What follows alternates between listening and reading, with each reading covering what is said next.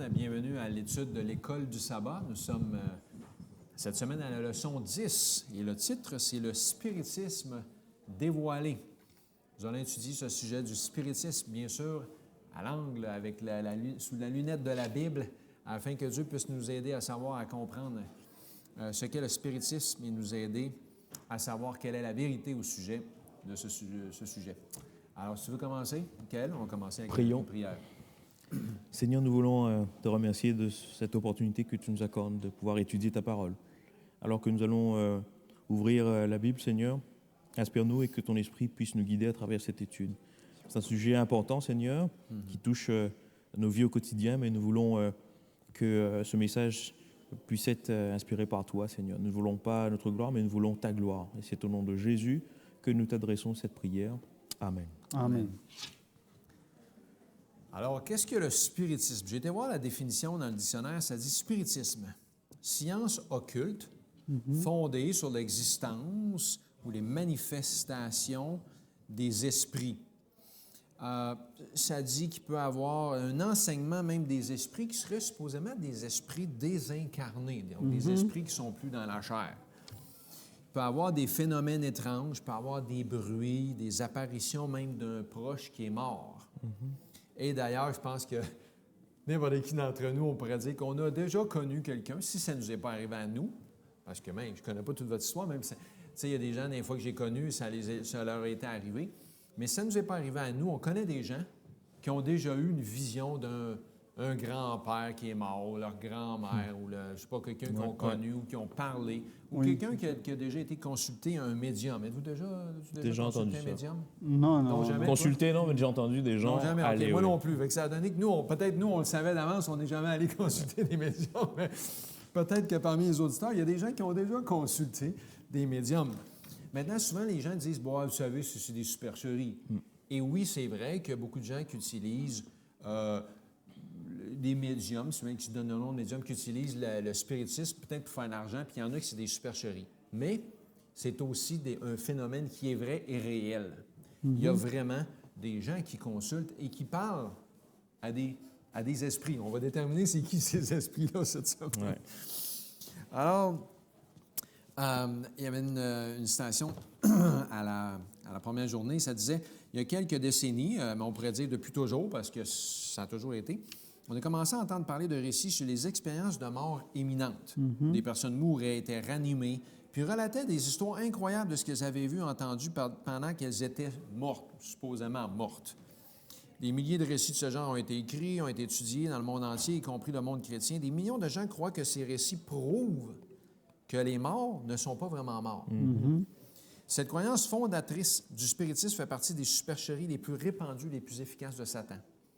Et pour ma part, puisque je vis au Québec, je ne sais pas, vous avez vu ça changer d'où vous venez ou depuis quelles années vous êtes ici, mais moi, il y a plusieurs années au Québec, on n'entendait jamais une entrevue avec une personne qui avait supposément eu une expérience de mort imminente. Puis écoute, on n'en faisait pas d'entrevue avec ces gens-là à la télé ou à la radio parce que c'était un peu trop bizarre.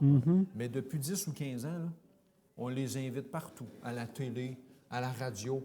Ils écrivent des livres, ils font des conférences, puis ça, c'est super cool. On parle de ça ouvertement. On n'invitera pas quelqu'un qui parle de la Bible. Non. Mais on invite ces gens-là comme si ça serait quelque chose qu'il faudrait que tout le monde sache pour en inviter plus à le faire. On va voir pourquoi c'est si dangereux. Et je vais poser 4 questions. Alors, la première, qui est le fondateur de ce mouvement ou cette religion? Je ris un peu parce que j'ai vu cette question-là sur l'Internet, qui est le fondateur. Ça sortait le nom d'un gars, je ne sais pas trop c'est qui, un homme que j'ai jamais connu, je ne connais pas. Mais moi, je peux vous dire tout de suite qui font erreur. C'est qui le fondateur? C'est Satan dans l'Éden. C'est Satan. C'est Satan lui-même. Alors, tu l'as dit, c'est Satan lui-même en Éden. Fait qu'en Éden, c'est quoi qu'il a fait? Il a tout de suite dit, vous ne mourrez pas. Vous ne mourrez point. Oh, OK. Pourquoi que ça serait pourquoi qu'il serait le fondateur du spiritisme? C'est quoi le rapport entre vous ne mourrez pas puis le spiritisme? Parce que c'est justement l'histoire de savoir que c'est comme toujours donner l'espoir qu'on puisse se révolter contre Dieu et qu'il ne va pas avoir la conséquence de la mort. Puis on va rester en vie pareil. Ouais, t'es Ouais, mort, c'est mais ça. t'es pas mort. C'est ça, dans cette philosophie-là, c'est le fait que l'être humain, finalement, même si son corps a quelques petits impacts, son esprit sera toujours là. Il Tu est sais, encore là. l'existence humaine sera là. Ouais, c'est ça. Mais c'est C'est- c'est une tromperie terrible. Fait que le premier, le fondateur, c'est Satan lui-même. Il dit à Ève, Dieu avait-tu vraiment dit? Dieu avait-tu vraiment dit? Puis après ça, quand elle y répond, il dit, non, mais vous ne mourrez pas. Écoutez, il vous a dit ça, si vous mangez de cet arbre, vous allez mourir. Mais vous ne mourrez pas vraiment. Premier mensonge. Et aujourd'hui, ça perdure et ça dure, ça continue. Alors, ça, c'était la première question. La deuxième question, je pourrais dire, quel est le fondement du spiritisme? Quels sont les éléments? Alors, le premier élément, on vient de le mentionner, tu l'as mentionné, c'est l'idée de l'immortalité de l'âme. Ouais. Que le corps de l'homme pourrait périr, mais que l'âme, elle ne meurt pas, est immortelle. Elle est errante. Elle est ici et là. Ouais, elle peut être réincarnée, elle peut revenir, ou elle peut se transformer, ou je suppose qu'elle va, elle flotte. Écoute, il y a toutes sortes de théories. Fait que la première chose, fondement du spiritisme, c'est l'immortalité de l'âme. L'âme est immortelle. Quand la Bible dit celui qui pêche va mourir, que l'âme va mourir, non, on ne croit pas ça. On dit le contraire. Deuxièmement, ben, c'est de douter de ce que Dieu a dit. Alors, des fois, les gens ne savent pas que ça vient de la Bible, mais tu sais, les gens disent « Ouais, non, mais c'est pas même ça marche. Quand tu meurs, tu ne meurs pas. » Fait que c'est comme on doute de ce qu'on a entendu. Et troisièmement, c'est de croire à quoi? Bien, croire au mensonge. Alors, la base du spiritisme, c'est que tu dois croire que tu vas vraiment parler à un mort. Puis si tu es sûr que tu parles à un mort, puis ce mort-là peut t'aider, etc., bien, tu vas aller consulter un médium. Fait que c'est le fondement du spiritisme.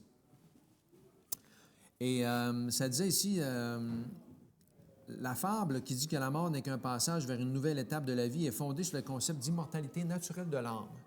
Tandis que l'Église s'éloignait de ses fondements bibliques afin de rendre sa foi compréhensible au monde romain, cette idée païenne l'a infiltrée, assez tôt même.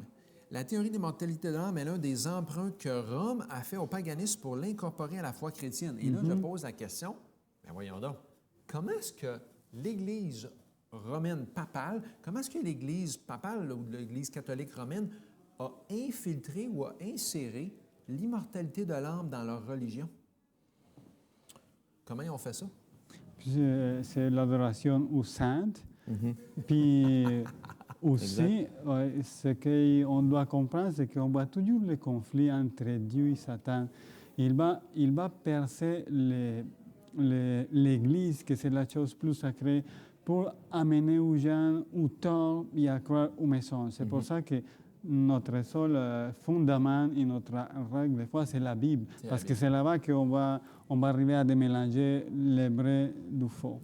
C'est fort, hein? Fait que, il a infiltré l'Église. On parle de gens chrétiens, puis ça a l'air beau. Ça a l'air pas si pire. Tu sais, on sait qu'ils ont changé le deuxième commandement. Tu n'auras pas de statue, tu ne prosterneras pas devant elle. Ils l'avaient enlevé, l'Église catholique, parce qu'il y avait des statues partout.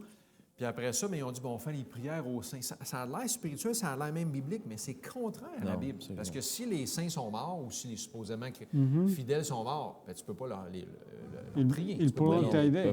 Non, ils peuvent pas t'aider, ils sont morts. Ben oui. Fait qu'ils ont infiltré ça dans l'Église. Imagine-toi, fait que c'est rentré dans l'Église, puis ça s'est répandu, puis c'est plein de gens qui croient à ça. Là. Plein de gens chrétiens, malheureusement, il y en a qui ne le savent pas. Ouais, se sont fait tromper. Mais dans ce même ordre d'idées-là, tu sais, parfois, concrètement, quand tu es avec des gens qui ont cette croyance-là, c'est difficile de s'imaginer dire à la personne, ben non, c'est pas du tout ça. Ouais. Mais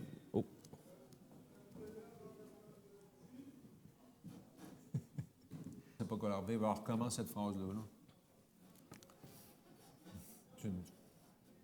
Bon. dans le même ordre d'idée, ben, il y a cet aspect plus concret quand tu rencontres les gens autour de toi qui ont perdu, par exemple, un proche, qui disent « Ah, il est là-haut, il veille sur nous ». Mais tu sais, dans leur tristesse, c'est difficile de leur dire « Ben non, c'est faux ». Tu vas leur apporter un message d'espérance, un message d'amour pour essayer de créer en eux un certain réconfort. Ouais. Parce que, bon, il faut choisir aussi les moments pour dire aux gens la vérité. Mais c'est toujours un défi. Tu sais, beaucoup de gens croient que c'est la très personne délicat. meurt, part.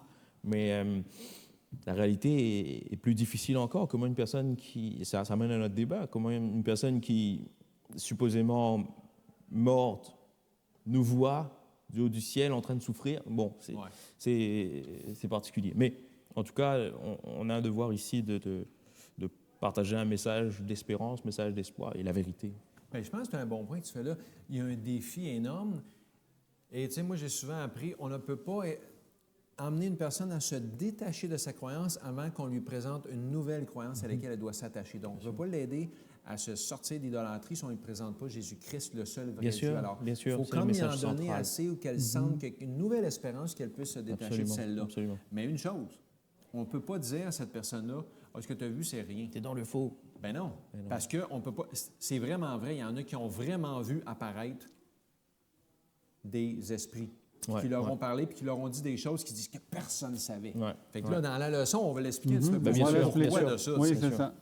Non, on va l'expliquer un petit peu plus tantôt. Mais alors, c'est vraiment vrai. Ça s'est infiltré dans l'Église. Et là, bien sûr, la Bible nous dit, on avait quelques versets ici. Ézéchiel 18, verset 20. L'âme qui pêche est celle qui mourra. Fait que, OK, là, c'est en train. Il y a des gens qui disent l'âme est immortelle. Non, non, non. Ça dit dans la Bible que l'âme qui pêche, c'est celle qui mourra. Fait que, y a-tu un âme qui pêche pas? Non, tout le monde pêche. Tous ceux qui pêchent vont mourir. Fait que la mort, c'est pour tout le monde. Il y a aussi souvent, tu sais, un mauvais concept parce que les gens disent, bon, il y a l'esprit, il y a l'âme. La Bible nous dit, c'est dans. Je n'ai pas marqué le texte, là, mais c'est facile à trouver, c'est dans Genèse.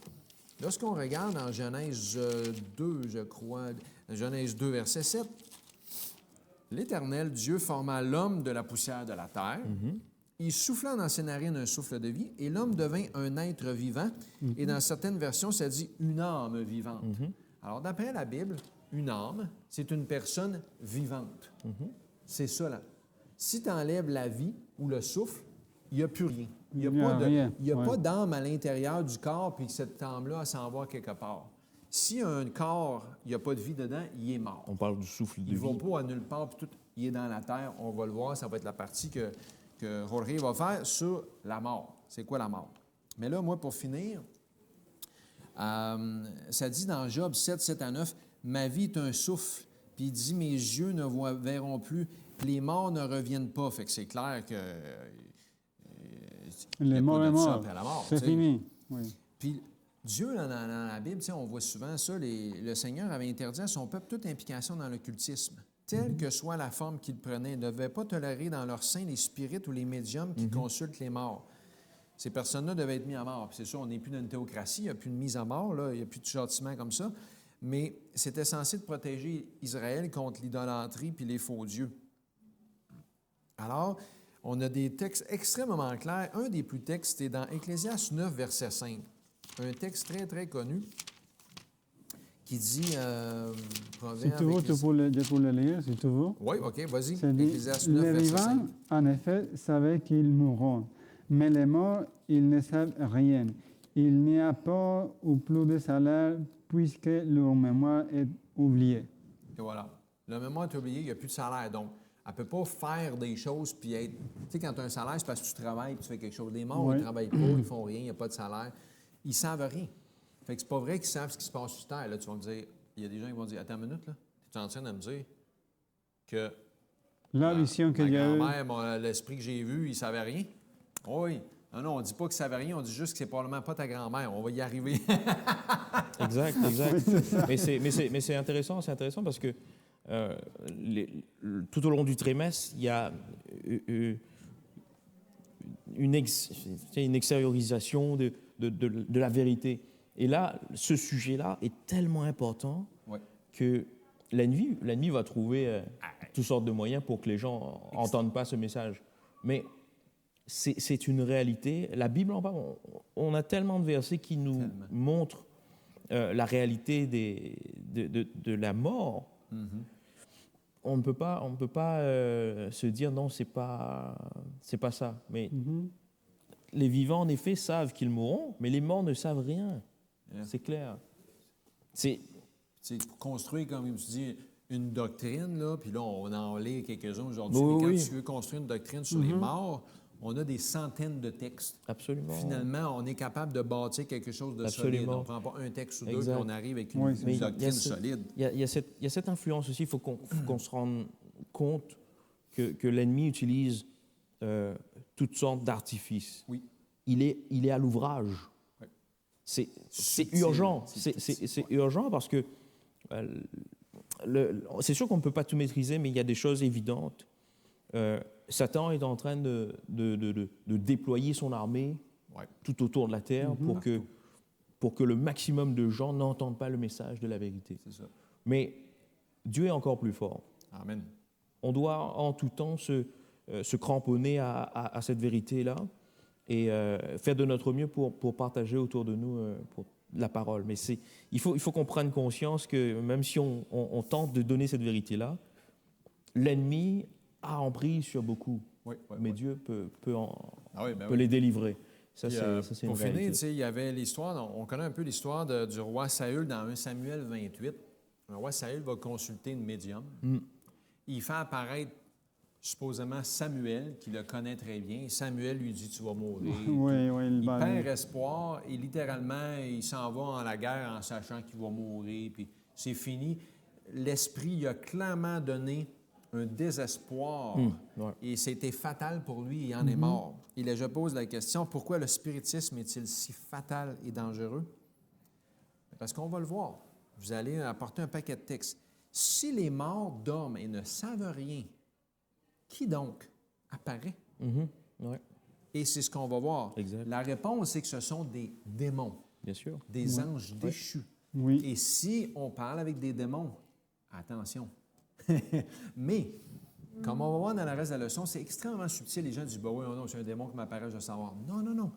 Le diable utilise toutes sortes de méthodes. Il y en a, c'est les prières pour les saints, les prières aux morts. Il y en a d'autres, c'est la méditation, qui est très populaire. Et je ne dis pas que tous ceux qui font du yoga, des exercices, sont dans ce piège-là, mais il y a beaucoup de gens qui font de la méditation, incluant certains exercices et yoga, mais c'est surtout l'idée de faire le vide, C'est exact. de chercher le son, puis la lumière, et de finalement, de ne pas suivre la parole de Dieu, mais de se faire remplir par un esprit complètement satanique, démoniaque, qui est le même que le premier. Tu ne mourras pas, en fait, tu vas trouver le Dieu en toi-même. Tu es Dieu. Tu es Dieu. Tu vas Tu es trouver la capable. lumière parce que tu C'est es en Dieu. toi.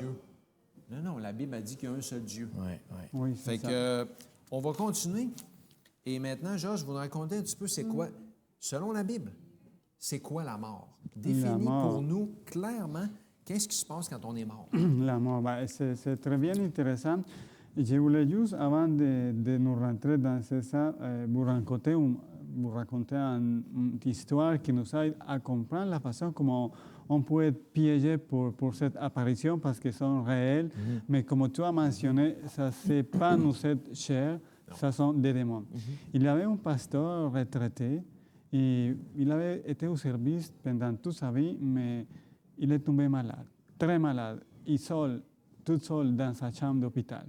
Et ce qui est arrivé un jour, c'est sa mère qui apparaît pour lui consoler.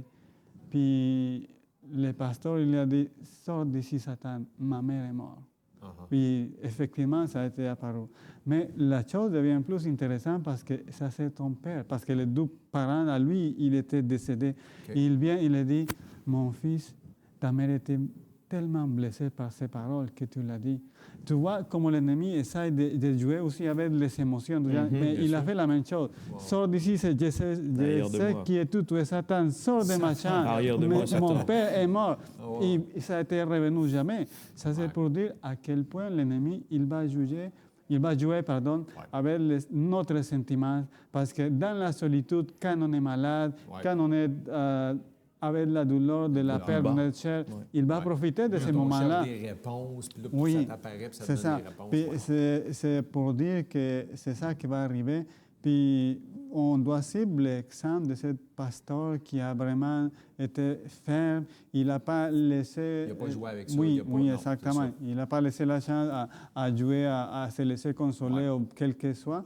Mais c'est pour être conscient des dangers que ça va être réel aussi, qu'on peut voir une apparition vraie, mais c'est pas... Ça peut nous arriver à n'importe qui. Exactement. Écoute, si Satan a tenté le Christ, puis il est arrivé, puis s'est déguisé, puis l'a emmené sur le temple, puis là, il peut nous tenter nous-mêmes avec un démon en pleine face. Oui, c'est justement pour confirmer que c'est réel C'est et réel. qu'on doit faire face à ça et on doit faire très attention. Et la seule ancre que nous avons, la seule roche solide, c'est la parole de Dieu. Exact. Et en parlant de la mort dans l'Ancien Testament, on va prendre le temps de lire Psaume 6, 5.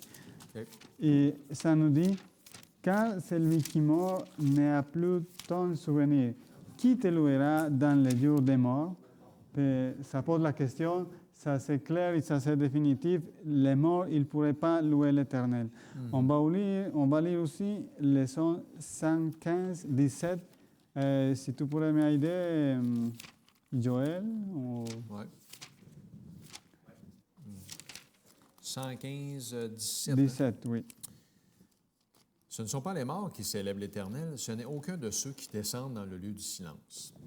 Amen, Fait que gloire à ça Dieu. a l'air que du silence, sont tous morts. On voit clairement que les morts, ils ne peuvent pas faire du bien, ils peuvent faire mal, ils ne pourraient pas louer l'Éternel. Non. Puis on a certains versets, on ne prendra pas trop le temps de les lire, mais on va lire 1er Roi 12, que ça dit « David se coucha avec ses pères et il fut enterré dans la ville de David ». Ici, on trouve que dans l'Ancien Testament, la mort, ça a été un sommeil. Ouais. Puis on va trouver à plusieurs reprises sa même phrase. Il s'endormait avec ses pères, puis il était enterré, c'est fini. C'est ça. Puis on voit une définition sans ambiguïté. Il dort. Oui, Dormir. il dort, c'est solide, il n'y a rien Il de se plus. couche puis il ne réveille plus. Oui, Ben, c'est ça ça. dépend. Oui, ça dépend. Ça dépend quand ils vont se réveiller. Oui. Et il y a d'autres tests qui nous vont donner exactement la lumière parce qu'on dit, ouais, tout le monde meurt ou tout le monde dort de façon pareille, mais qu'est-ce qui va arriver avec ceux qui ont été fidèles à Dieu? Oui, c'est ça. Donc, il y a une résurrection, mais Oui, c'est ça. il y a une résurrection. Et on va lire, Daniel, je t'en prie, Joël, s'il vous plaît, de lire Daniel 12, le chapitre 12, le verset 2.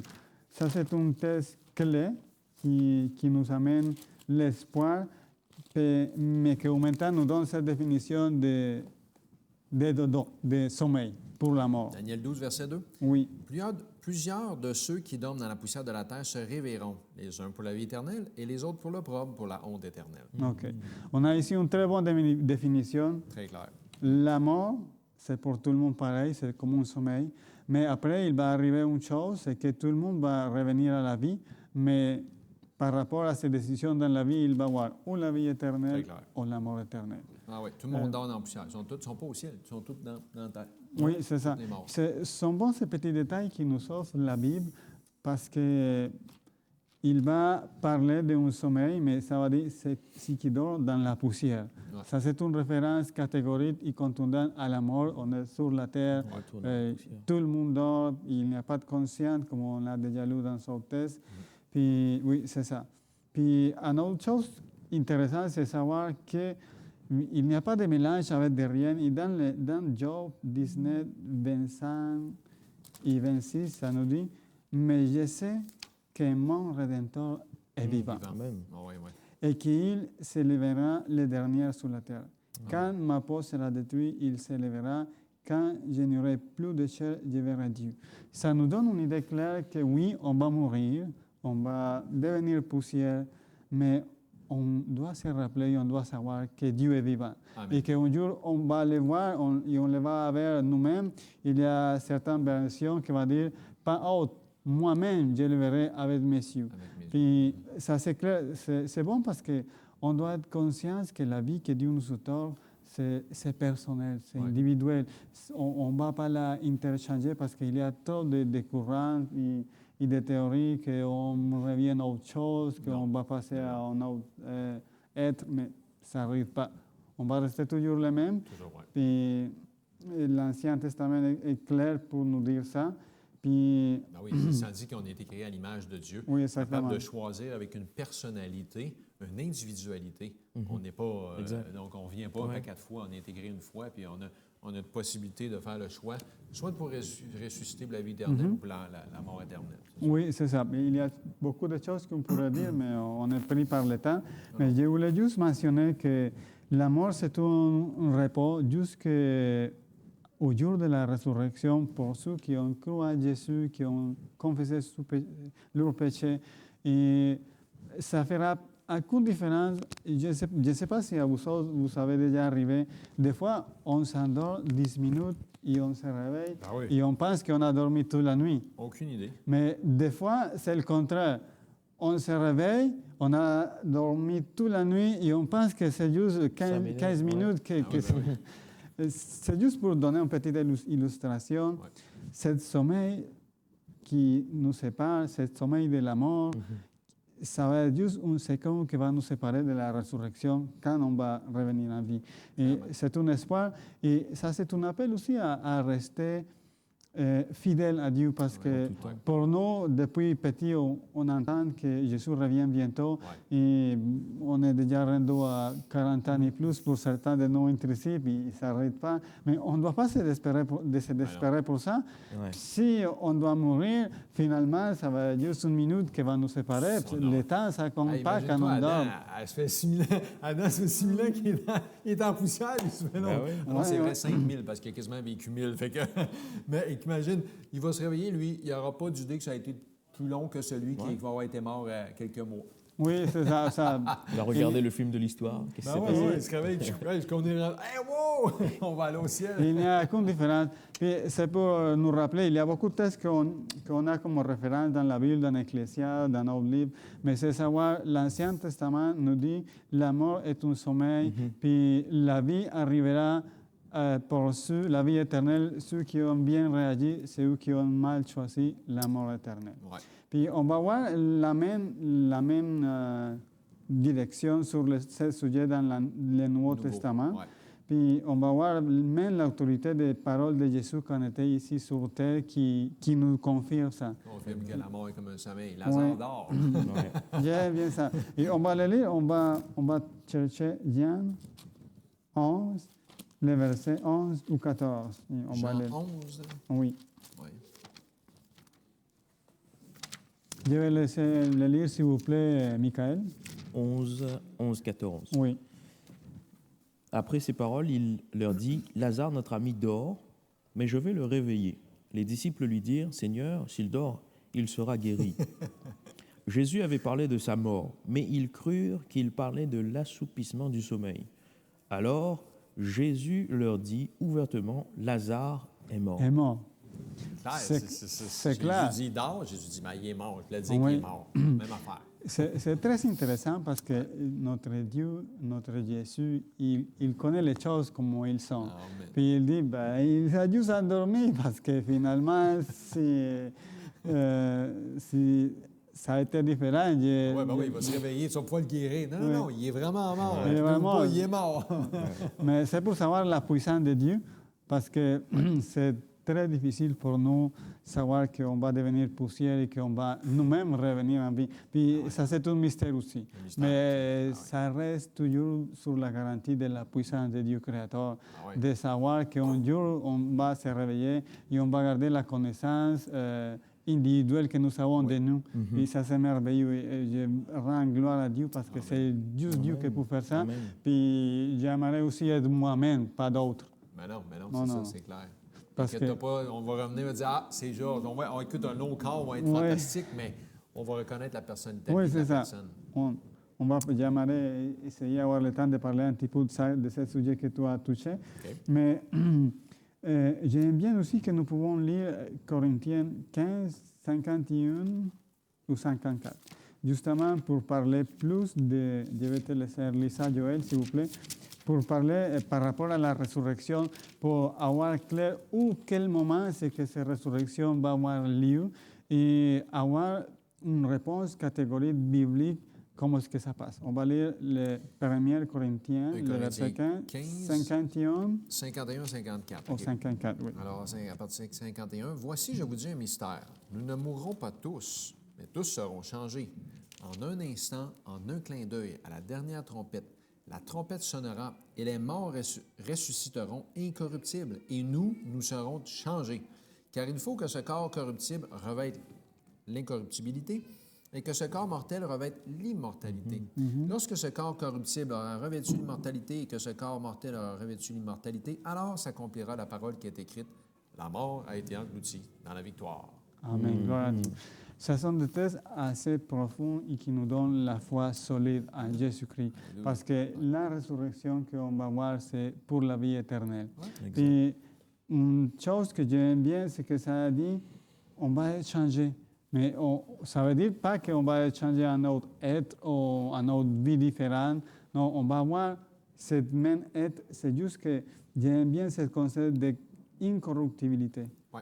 Il va avoir pas de péché, il va pas avoir, on va avoir un gain, on va avoir un corps immortel. Ça veut dire un corps complètement différent de ce qu'on connaît aujourd'hui parce qu'on est mortel, on peut se blesser et on peut mourir, puis on se fatigue. Mais ce corps va être d'une qualité que nous ne pouvons pas imaginer parce que nous pourrons être exposés au soleil, nous pourrons voyager à une vitesse que les problèmes d'oxygène, ça ne nous fera pas problème. Le problème du sur avec les éléments, ça ne ferait pas. Voyager dans l'espace, aller sous l'eau dans le fond de l'océan, peu importe. Exactement. Un corps incorruptible. Non, mais c'est magnifique. C'est savoir que ce que Dieu nous promet, c'est étonnant, c'est inimaginable, mais c'est réel. Ouais. C'est réel et c'est vrai. Puis, si nous voulons faire que ça devienne une réalité pour nous, il faut croire à ce que nous dit la parole de Dieu, parce que ça nous assure quelque chose de véritable, mais va aussi nous aider à démêler les faux, les tromperies de Satan. Et je dirais aujourd'hui que cette situation du spiritisme, que Michael tantôt va nous parler plus, fait une attaque incroyable par les écrans, par les médias, les réseaux sociaux, c'est incroyable. Laissons pas nous tromper de ça et ayons confiance à la parole de Dieu, parce que dans l'Ancien Testament et dans le Nouveau Testament, on a cette catégorie, la mort est un sommeil. Ceux qui ont cru en Dieu, ils vont un jour ressusciter pour recevoir leur récompense, mais aussi savoir si on n'a pas bien agi, si on n'a pas cru à la parole de Dieu, on va pareil ressusciter, mais ça va être une histoire différente. Ça va être pour le retour à la non-existence. Puis finalement, ce n'est pas que Dieu va agir d'une façon arbitraire. Non. Dieu va respecter les choix de chaque personne. C'est ça. Ouais. Je ne sais pas s'il y aurait quelque chose que nous pourrons dire ou on pourrait passer au... C'est tellement clair. Alors, c'est le fondement. On doit partir en parlant de la mort au début pour expliquer clairement comment est-ce que quand on est mort, on dort jusqu'à la résurrection. Donc, il n'y a pas de personne qui se promène, etc. Donc, là, on continue avec le spiritisme maintenant. Excuse-moi, je voulais juste lire un dernier texte en parlant de la foi chrétienne, toujours en Corinthiens 15, parce que j'aime bien cette définition que l'apôtre Paul nous aide à savoir. Corinthiens 15, le verset 6 dit « Si dans cette vie seulement que nous espérons en Christ, nous sommes les plus malheureux de tous les hommes. » Ça, c'est pour faire l'emphase. Oui, on ne croit pas à plein de choses, on n'est pas populaire, notre croyance, mais il y a une chose vraie. Et l'apôtre Paul, il le dit, ça serait vraiment déplorable si on croirait en Christ juste pour cette vie. Ça ne vaudrait pas la peine, parce qu'on est méprisé, on est ridiculisé, on n'est pas populaire, on n'est pas riche, on n'est rien. Mais on est sûr que la résurrection, c'est la garantie, et c'est là où on va trouver la joie et la récompense. C'est ça. Si Christ n'est pas ressuscité, votre foi est vaine. Mais si Christ est ressuscité, bien, la résurrection, elle est en lui. Donc, exactement. Ce ne sera pas 80 ans ou 100 ans de petite vie misérable ici, ça va être l'éternité de bonheur. Gloire à Dieu. Dieu est bon et généreux. Maintenant, ce n'est pas aussi facile que ça parce que Satan va être extrêmement subtil avec le spiritisme. Exact. Le spiritisme, spiritualisme, en deux temps. Oui. On va lire tout d'abord quelques textes. Georges, est-ce que tu voudrais bien prendre Matthieu 24, versets 5, 11 et 24.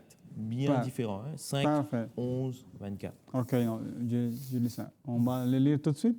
On va le lire, mais je vais te donner, pour que tu puisses te préparer aussi, Apocalypse 13 et 14. Okay. Mais on peut commencer avec toi. OK, Georges. parfait. On va le lire.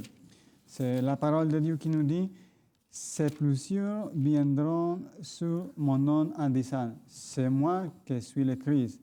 et ils séduiront beaucoup de gens. C'est Matthieu 24, 5. Maintenant, Matthieu 24, 11 nous dit plusieurs faux prophètes s'élèveront et ils séduiront beaucoup de gens. Et en dernier, Matthieu 24, 24 nous dit car il s'élèvera des faux Christ et des faux prophètes. Ils feront des grands prodiges et des miracles. Prodiges et des miracles, remarquez ça. Au point de séduire, s'il était possible, même les élus. On va continuer avec toi pour le Apocalypse texte. 13 et 14. Elle opérait, en parlant de la première bête, non, plutôt la bête qui monte de la terre. Elle opérait de grands prodiges, même jusqu'à faire descendre du feu du ciel sur la terre à la vue des hommes. Et elle séduisait les habitants de la terre par les prodiges qui lui étaient donnés d'opérer en présence de la bête, disant aux habitants de la terre de faire une image à la bête qui avait la blessure de l'épée qui vivait. Je vais continuer avec Apocalypse 16, 13, 14. Et je vis sortir de la bouche du dragon et de la bouche de la bête, de la bouche du faux prophète, 3 esprits impurs semblables à des grenouilles. Car ce sont des esprits de démons qui font des prodiges et qui vont vers les rois de toute la terre afin de les rassembler pour le combat du grand jour du Dieu Tout-Puissant. Amen. On nous montre vraiment le ton que prend, la tournure que prend le spiritisme dans les derniers jours. Tromperie, des signes, prodiges, Séduction. la séduction des faux prophètes, Faux prophètes, faux Christ, séduire même les élus. c'est puissant. C'est une démonstration de force que ces textes nous montrent là entre le bien et le mal, tout simplement. Oui, c'est ça. On a parlé au tout début de l'action des démons dans notre société. Et le spiritualisme, le spiritisme, là, aujourd'hui, tend à faire tomber les gens. Un prédicateur récemment, le pasteur de l'Église, disait dans sa dernière prédication que Satan veut faire tomber les gens dans les fossés, à droite ou à gauche. Mais quand une personne est dans son camp, dans le camp de Satan, bon, il n'y a pas d'effort à faire, mais il veut s'acharner sur ceux qui sont faibles, comme tu disais tout à l'heure, quand tu es faible, abattu, c'est là qu'il intervient pour essayer d'attraper cette personne-là et lui dire « Ah, c'est peut-être quelqu'un, un défunt. » Mais c'est bien là l'enjeu, c'est de savoir faire la différence entre la vérité et les faux témoignages, les faux prophètes. Ouais. C'est un défi dans le sens où nous devons en tout temps nous approcher de la parole de Dieu. Nous devons en tout temps essayer de chercher la vérité pour bien comprendre. Et toutes les puissances maléfiques sont réunies. Parce que tu sais, il y a 3 Exact. personnes en Dieu, le Les Père, 3. le Fils et le Saint-Esprit. Ouais. Puis le malin, il fait quoi? Bien, il fait sa fausse 3 esprits trinité, sa impurs. contrefaçon, parce qu'il y a 3 esprits impurs. Puis plus dans le texte, plus haut, on dit faux prophète, le dragon puis la bête. Ils sont 3. Exact. Toutes les puissances du mal sont réunies Exact. pour séduire. Et c'est évident que Dieu n'est pas à l'origine de ça, Dieu n'est pas à la source de ça. C'est une contrefaçon de ce que Dieu fait. Exact. J'ai trouvé une petite citation dans le livre La tragédie des siècles, chapitre 31. Je vais vous le lire. C'est le chapitre 31, les bons anges et les anges malins. Nul n'est plus en danger de subir la néfaste influence des mauvais esprits que celui qui, en dépit des témoignages abondants et directs des Écritures, nie l'existence et l'action du diable et de ses anges. Tant qu'on ignore leur supercherie, ils ont un avantage presque inconcevable. Plusieurs acceptent leurs suggestions, tout en s'imaginant suivre les inspirations de leur propre sagesse. C'est la raison pour laquelle, à mesure que nous approchons de la fin, où il doit opérer avec plus de puissance que jamais pour séduire et ravager, Satan s'efforce de répandre la croyance qu'il n'est qu'un mythe. Sa tactique est d'agir dans l'ombre et de laisser ignorer sa personnalité et son activité. Ce premier élément du spiritisme-là veut détourner les gens de la vérité en annonçant de faux témoignages, des faux prophètes, des mensonges, pour perdre le plus grand nombre dans le néant, dans une multitude de croyances qui vont emmener nulle part Non, ailleurs que vers une mort éternelle. Ouais. Alors que là, l'appel est pressant. Certes, c'est un message qui est alarmant, mais c'est un message aussi d'espoir. Ouais. C'est un message d'espoir parce que toutes celles et ceux qui vivent des difficultés aujourd'hui se disent qu'il n'y a plus forcément d'intérêt à vivre cette vie. Pourquoi? Autant aller chercher un réconfort avec une certaine croyance peut-être erronée, un environnement qui va les aider, parfois les conforter dans leur erreur, mais c'est vraiment cet élément-là qui C'est pas toujours font. intentionnel, parce que le cœur de l'homme cherche à connaître, cherche à comprendre, cherche à savoir. Exact. Puis s'il n'y a pas une bonne personne alentour d'eux qui les Oui. guide à Dieu, on leur dit « Ah, moi, je connais un médium. Ah, merci, c'est ça que je cherche. » C'est pas ça qu'ils cherchent, c'est pas ça qu'ils ont besoin, mais malheureusement, c'est ça qu'on leur donne. Puis là, ils disent « Ah, j'ai eu des réponses. » C'est malheur. La Bible dit malheur à ceux qui appellent le bien mal, puis le mal bien, puis Oui, qui c'est ça. transforment les ténèbres en lumière, puis Exact, la lumière en exact. ténèbres. Là, il dit si les gens sont dans les ténèbres, puis on leur dit que c'est la lumière, c'est la vérité, mais nous autres, on dit non, c'est le contraire. Ça, c'est le mensonge. On va vous montrer Exact, la vérité. exact. Tu sais. Voilà, d'un côté, il y a cet aspect où la tromperie devient de plus en plus courant, et d'un autre côté, il y a cette distorsion de la vérité. Ça, c'est la deuxième partie OK. du spiritisme. Parce que le texte nous incite, nous incite à rester vigilants, nous montre que Satan utilisera des artifices pour faire croire que Jésus revient d'un bout de pays par là-bas ou de l'autre côté. Ça va attirer les gens qui sont religieux, là. Ça va attirer les Ben gens qui sont chrétiens. Absolument, là, tu sais. absolument. Et y a pas, on ne va pas pointer du doigt ceux qui vont croire à ça. Et c'est un message urgent ici qu'on veut transmettre, c'est que le retour de Jésus sera glorieux. Ouais. Le retour de Jésus sera vu par tous. Tout œil le verra. Ouais. Et c'est vraiment important de se poser la question, qu'est-ce que je fais sur cette terre? Oui, mais qu'est-ce que je fais sur cette terre pour être sauvé? Certes, on vit dans un monde postmoderne, tout le monde est pressé, tout le monde a besoin de faire de l'argent, tout le monde a besoin de subvenir aux besoins de sa famille. Toutes ces choses, parfois, nous éloignent de la vérité. Facile. Bon, je généralise pas. Au-delà de ça, on doit prendre la décision de suivre Dieu et de finalement enlever les écailles de nos yeux, faire de notre mieux pour aller saisir le fond de cette histoire-là. Et ça dit, les esprits malins se rendront auprès des rois et auprès de tous les habitants de la terre pour les séduire et les engager à unir leurs forces à celles de Satan dans sa lutte suprême contre le gouvernement de Dieu. C'est fort. C'est fort, mais en même temps, on sait que Dieu a déjà la victoire. Mais si on se laisse on se reste assis dans cette eau tiède, c'est sûr qu'on va se laisser prendre.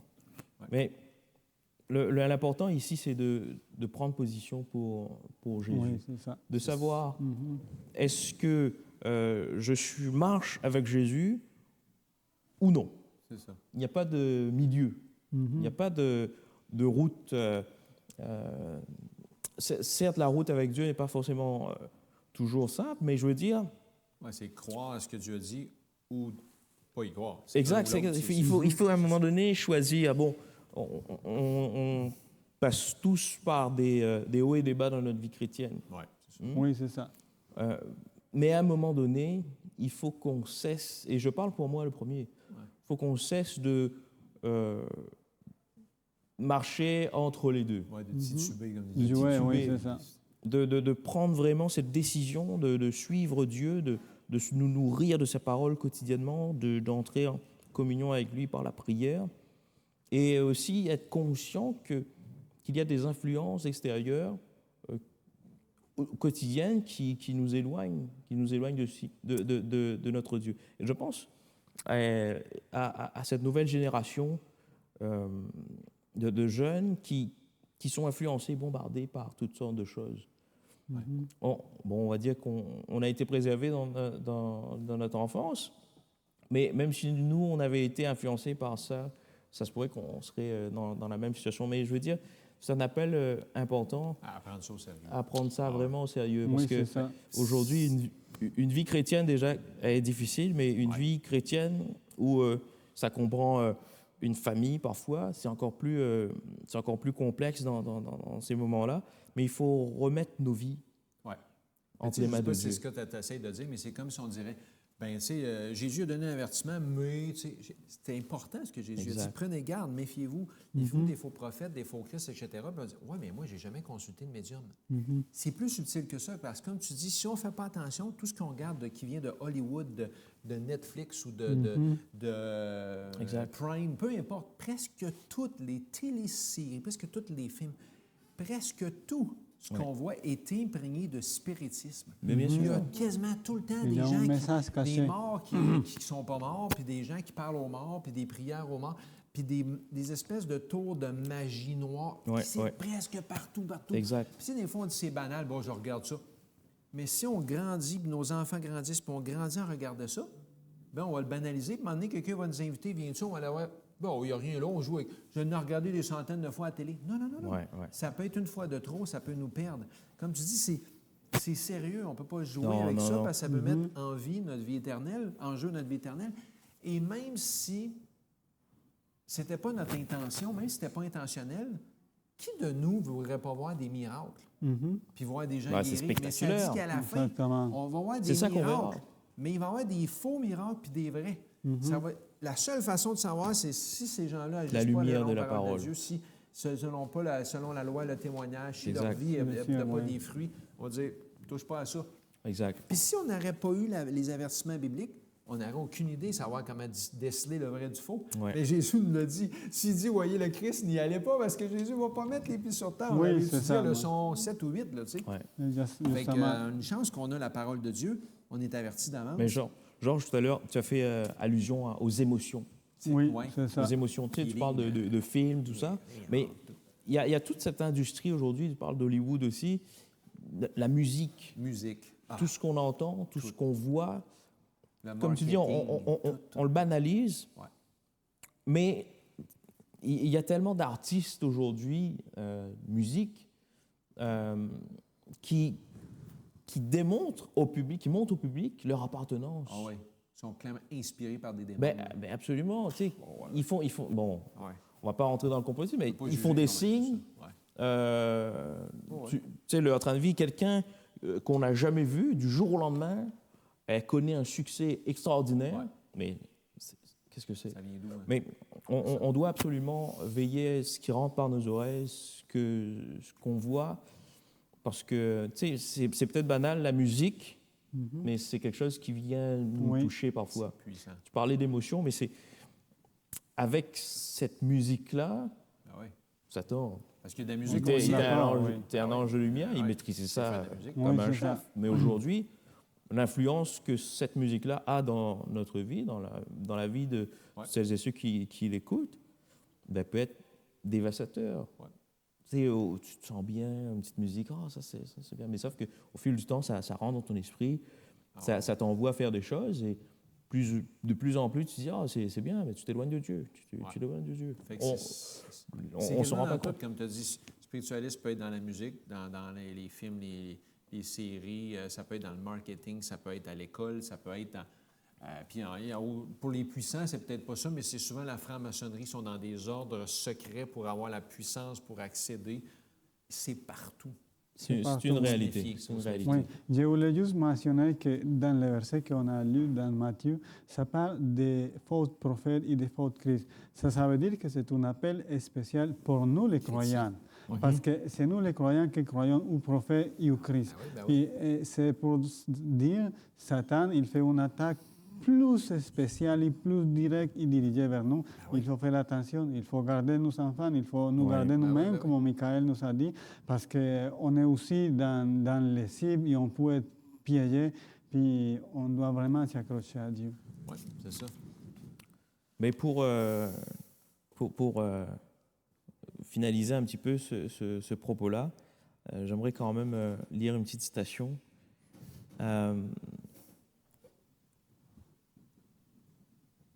qui inciterait notre communauté à se rapprocher un peu de Dieu, mais en même temps faire comprendre qu'il y a un besoin urgent d'agir. Le chapitre 32 de la tragédie des siècles. Aucune Église ne peut avancer dans la sainteté tant que ses membres ne recherchent pas la vérité comme on cherche un trésor caché. C'est un appel pour moi, premièrement. Parce que lorsqu'on s'imprègne de la parole de Dieu, lorsqu'on sait où on va dans la parole de Dieu, ben, aucun artifice, aucun faux prophète pourra nous détourner de la vérité. C'est ça. Mais c'est un appel urgent que je veux lancer. Retournons à la parole, retournons à Dieu, parce que la fin est proche. C'est ça le message, c'est ça notre message. Ouais. La fin est tellement proche qu'on ne peut pas se... Je ne veux pas faire culpabiliser les gens, mais c'est le temps de prendre position pour Dieu. Ou non. C'est le temps. Donc, que le Seigneur puisse nous éclairer là-dessus et qu'il puisse nous donner la force, parce que ce que nous devons comprendre, c'est que les anges sont chargés d'accomplir des missions de miséricorde en faveur des enfants de Dieu. Amen. Même si nous pensons que le diable pourra nous atteindre, sachons que Dieu est plus puissant que ces difficultés. Plus fort. Donc, tenons ferme, tenez bon dans cette marche, parce que nous allons réussir, nous allons pouvoir atteindre cette vie éternelle avec notre Dieu. Donc, tenez bon. Merci. C'est un appel sérieux parce que, comme tu dis, si notre allégeance, si on se range du côté de Dieu, il va mettre sa protection pour nous garder. Absolument. Alors, c'est une invitation pour nos auditeurs. Reconsacrons-nous à l'Éternel, à Dieu. Prenons l'engagement de ne pas jouer, de ne pas se laisser influencer par aucune de ces petites choses, soit subtiles. Et vous savez, quand on voit l'amour et la fidélité des fans de certains chanteurs, de certains groupes, si on pouvait avoir cette ferveur, cette fidélité, comme tu dis, un trésor caché pour Christ, pour sa vérité, alors Dieu va nous garder. Et vous savez, tu sais, des fois, les gens... Et même moi, quand j'étais jeune, je me disais, « Ouais, mais écoute, je ne tomberai pas pour ces affaires-là. » C'est sûr que je ne tomberai pas. Parce que s'ils m'ont dit, « Christ va être là, il ne sera pas là. » Oui, mais tout d'un coup, c'est l'apôtre Jean qui apparaît. Tout d'un coup, c'est Paul. Il faut se mettre... Il y en a qui vont dire, « Ben écoutez, les boys, vous ne voulez pas comprendre, mais Paul, il est en train de prêcher à telle église, telle place, puis il va prêcher des faussetés. Ouais. » Alors, gardons-nous de... on ne peut pas se fier à nos yeux, nos feelings, nos émotions, mais Dieu veut notre allégeance. Si on se fie à lui, si on a une relation avec Dieu, puis on connaît sa parole, Dieu va nous garder. Ouais. C'est l'invitation qu'on veut faire à nos auditeurs de la semaine. On a dévoilé le spiritisme, mais clairement, le spiritisme, c'est tout simplement une contrefaçon. Soyons en Christ, soyons en lui, et Dieu va nous garder contre le spiritisme afin qu'on puisse être fidèles. Et puis si jamais on meurt, on comprend c'est quoi la mort? C'est un sommeil. Jusqu'à ce que Jésus vienne et on ressuscite ensemble. Prions, si tu veux, terminer avec une prière. Oui. Notre Père Céleste, notre bon Dieu, on te remercie pour nous avoir laissé ta parole et pour nous avoir accompagnés pendant cette étude. On te prie, s'il vous plaît, de nous aider à vraiment prendre notre compromis avec toi puis pas le laisser de côté. Merci pour la promesse que tes anges viendront nous garder, nous protéger. Merci aussi pour cette puissance qu'on peut compter sur elle pour avoir toujours à notre côté l'assurance que l'ennemi ne va pas nous faire mal et que c'est toi qui as la victoire. Mais aussi pour la promesse de la vie éternelle. Aide-nous, Seigneur, s'il vous plaît, et garde-nous aussi pendant le reste de notre chemin de vie qui nous reste. C'est toi seul qui le connais. Mais protège-nous, s'il vous plaît, et que nous pouvons nous rencontrer un jour dans l'éternité pour t'adorer et te remercier pour toutes tes grâces et tes bontés vers nous. Nous te prions dans le puissant nom de Jésus. Amen. Amen.